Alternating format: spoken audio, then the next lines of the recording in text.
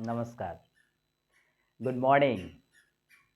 मैं Rajinikanth RS English and motivation की तरफ से आपके बीच हाजिर हूँ और आज के इस वीडियो में मैं आपको एक ऐसा अभ्यास बताने वाला हूँ जिसे आप सतत करने से आपका सफलता आपको कदम चूमेगी। मैं आज बताने वाला हूँ आपको प्रैक्टिस की क्या फ़ायदे हैं, कंटिन्यूटी करने से क्या फ़ायदे हैं या किसी भी चीज़ को लगातार प्रयास करने से क्या फ़ायदे हैं। शायद आपको पता ही होगा या कहीं पढ़े होंगे कि आज के टाइम में तो स्कूल कॉलेज हैं पढ़ने के लिए, लेकिन प्राचीन काल में गुरुकुल हुआ करता था।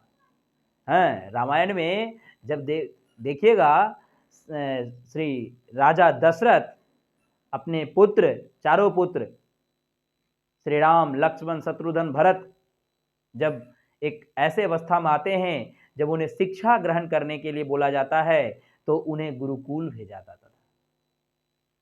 वो एक तरह का विदाई होता था। तो ठीक प्राचीन टाइम में गुरुकुल हुआ करता था पढ़ाई के लिए, लोग गुरुकुल में शिक्षा ग्रहण करने जाते थे। ठीक है, तो उसी समय वरदराज नाम का भी एक शिष्य था जिसके माता पिता ने ये सुनिश्चित किया कि क्यों नहीं अब अपने बच्चों को भी हम गुरुकुल भेजें शिक्षा ग्रहण करने के लिए।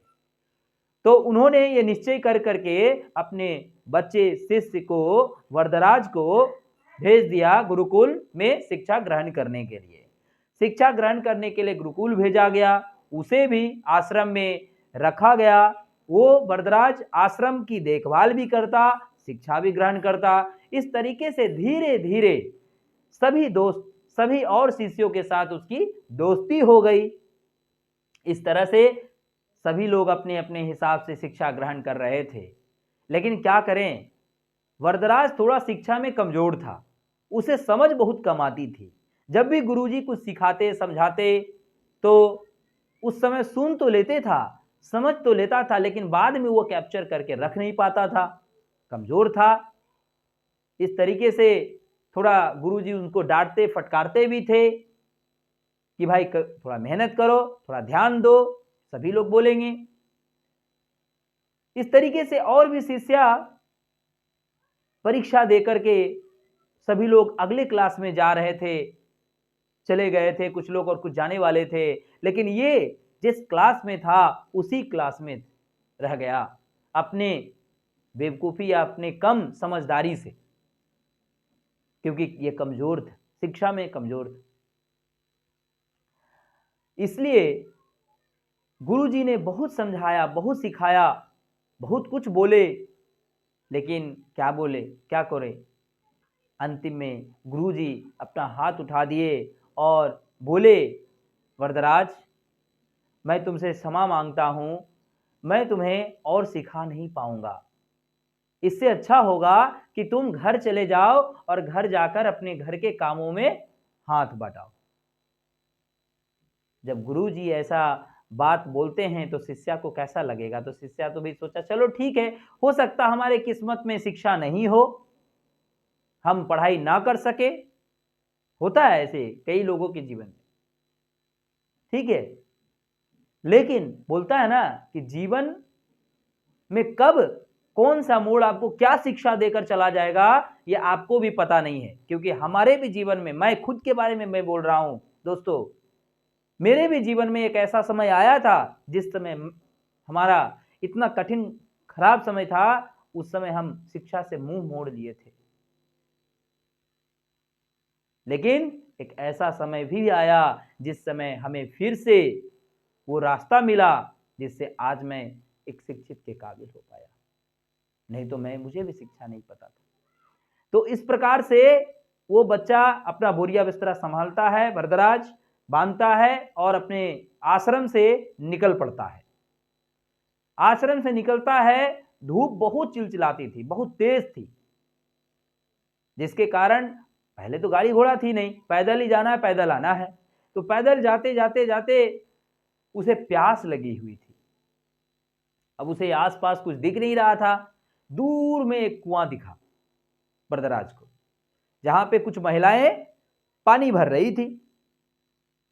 तो वरदराज वहां गया।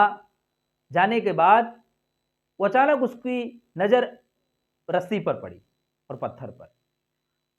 तब वो पूछ बैठता है वरदराज कि माता, ये दाग आपने कैसे बनाई? तो महिला उत्तर देती है कि पुत्र, ये मैंने नहीं बनाई, ये तो बस पानी खींचते खींचते एक कोमल सा रस्सी एक पत्थर पर निशान बना बैठा है। प्रतिदिन इस पे पानी खींचा जाता है। तो लीजिए, वरदराज वहां समझ गया। वो सारी घटना, वो सारी अंदर की बातें को समझ गया। जीवन के मैसेज मिल गए उसको कि अगर एक कोमल रस्सी प्रतिदिन घिस घिस कर एक पत्थर को घिस सकते हैं, चलकर उसको गला सकते हैं, घिस सकते हैं, तो ये जीवन है दोस्त। क्यों नहीं प्रतिदिन के प्रयास करके अपने जीवन को सुखमय और अपना ज्ञान को बढ़ाया जाए और शिक्षा भी हासिल किया जाए। ये उसके मन में ख्याल आ गया। तभी उस समय वरदराज वहां से पानी पी करके ठीक उल्टा रास्ता पकड़ लिया, माने आश्रम के रास्ता, घर जाने के रास्ता नहीं। घर तो जाएगा नहीं, अब इसकी मैसेज मिल गया इसको कि क्या करना है अब। तो फिर से वो आश्रम जाते हैं गुरुजी के पास, बोलते हैं गुरुजी, मैं अपना प्रयास जारी रखना चाहता हूं, क्या आप हमें फिर से रखेंगे? तो जाकर के वो गुरुजी बोलते हैं क्यों नहीं, जब तुम परिश्रम करने के लिए तैयार हो तब तो जरूर तुम्हें रखा जाएगा। इस प्रकार से वरदराज प्रतिदिन की मेहनत से और अपनी शिक्षा को बढ़ाते गया और एक दिन बहुत बड़ा शिक्षा शास्त्री बना। इन्होंने बहुत सारे ऐसे संस्कृत में पाठ्य लिखे हैं जिनके बारे में बहुत कुछ विवेचित किया गया है। आपको और भी इसकी डीप नॉलेज देंगे अगले वीडियो में। इतने तक मैं आपको बस इतना ही समझाना प्रयास किया कि आप सतत अभ्यास से क्या कर सकते हैं। अगर आप प्रतिदिन किसी चीज में प्रयास जारी रखते हैं अपनी ईमानदारी से, तब सोच के देखिए दोस्त कि आप जो चीज को सोचे हैं वो चीज होगा ही, आप होगा ही, क्योंकि ये जीवन है। एक बार करने से कुछ नहीं होता दोस्तों, उसको बार बार करना पड़ता है, तभी ना।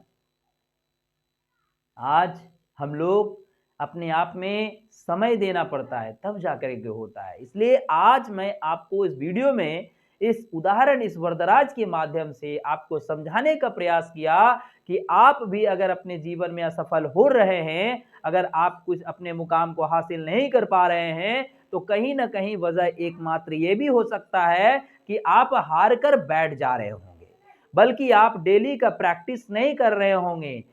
प्रतिदिन सफलता का कुंजी एकमात्र है आपका प्रतिदिन का मेहनत।